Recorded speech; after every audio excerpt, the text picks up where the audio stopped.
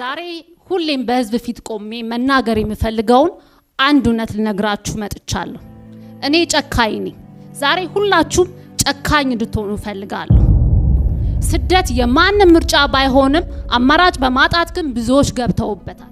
የአረብ ሀገር ሴት ማለት ለቤተሰቧ የምትደቅ የስደት ወታደር፣ የቤተሰብ ቤዛ፣ የንፋስ ስር ሻማ ለራሷ ጨልማ ሌሎች ለማንም ከምንም ሳትሆን ህልሟ ሳይሳካ ባክና የጎደለች ነች።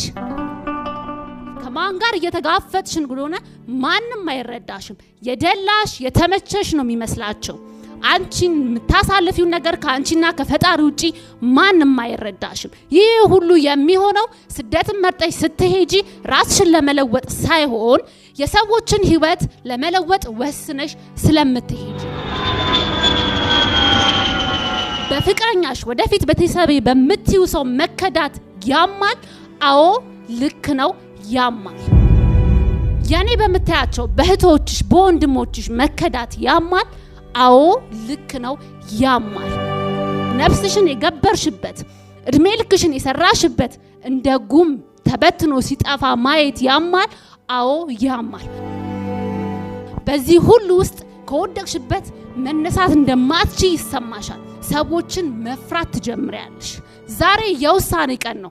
ስኬት ሁሌም ዋጋ ያስከፍላል። ራስሽን ለመለወጥ ለራስሽ ጨካኝ መሆን አለብሽ። የህይወት ቅደም ተከተልሽን አስተካኪ። መጀመሪያ ለፈጣሪ ስጪ፣ ሁለተኛ ለራስሽ ለጤንነትሽ። ምክንያቱም ለሰዎች ችግር መድረስ የምትችይው አንቺ ለችግራቸው በቂ ሆነሽ ስትገኝ ነው። ራስን ለመለወጥ ጨካኝ መሆን ያስፈልጋል። ህይወት ጥያቄ ነች። ምን ያህል እየኖርሽ ነው ሳይሆን እንዴት እየኖርሽ ነው ጥያቄው። ከዜሮ መጀመርን አትፍሪ፣ ይቻላል። አንዴ ሁላችሁም በክብር ከመቀመጫችሁ እንድትነሱ ፈልጋለሁ።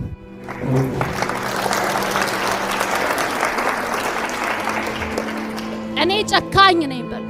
እኔ ጨካኝ ራሴን ለመለወጥ ለራሴ ጨካኝ ነኝ። ራሴን ለመለወጥ ለራሴ ጨካኝ ነኝ። እንደ ሻማ ቀልጠን የምናበራበት ዘመን አልቆ እንደ መብራት በርተን ለሰዎች የምናበራበትን ዘመን ያምጣልን።